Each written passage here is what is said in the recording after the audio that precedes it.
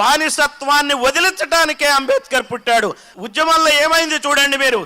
ప్రజలంతా కూడా తెల్లవాళ్ళని తరమాలి అని చూస్తుంటే ఉవ్వెత్తున ఎగిసిపడితే ఆ రోజున అంబేద్కర్ అనే ఆయన నా జాతులకు స్వాతంత్రం కావాలని పోరాడు. అది గొప్పతనం. ఈ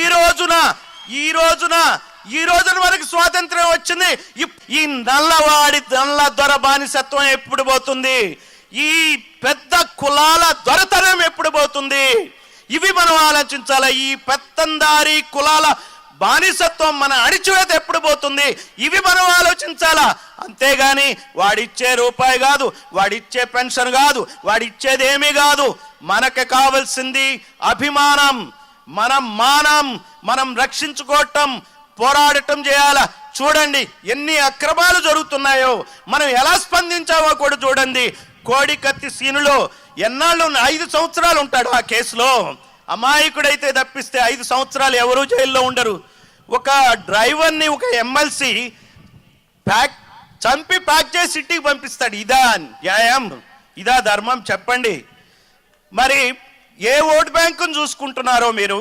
బీసీ ఓట్ బ్యాంకును చూసుకుంటే బీసీల వాళ్ళకి ఎవరికైనా ముఖ్యమంత్రి అయ్యేట్టు నువ్వేమైనా ప్రయత్నిస్తున్నావా?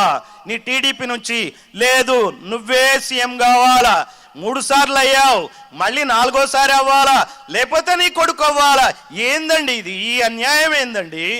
నీ తండ్రి అయ్యాడు 2 సార్లు సీఎం, నువ్వయ్యావు సీఎం, మళ్ళీ నువ్వు సీఎం కావాలి. ఏంటి అన్యాయం? వేరే వాళ్ళు మనుషులు కాదా? కాపులు సీఎంలు కాలేరా? బీసీలు సీఎంలు కాలేరా? లేకపోతే ఎస్సీలు కాలేరా? ఎస్టీలు కాలేరా? ఏమిటండి ఈ ప్రజాస్వామ్యం? దీన్ని మనం అందరం ప్రశ్నించాలా, ముందుకెళ్ళాలా, పోరాడాలా. మనకు యుద్ధం చేయాల్సింది కత్తులు కటార్లు కాదు. మనం చేయాల్సింది ప్రచారం, ఓటుతో బుద్ధి చెప్పటం. ఓటు అనేది బ్రహ్మాండమైన ఆయుధం. ఈ ఆయుధం చిన్న చితక ఆయుధం కాదు. మన ఓట్లను బట్టే జనాలందరూ కూడా ఏం చేస్తున్నారంటే, నాయకులందరూ వణుకుతున్నారు.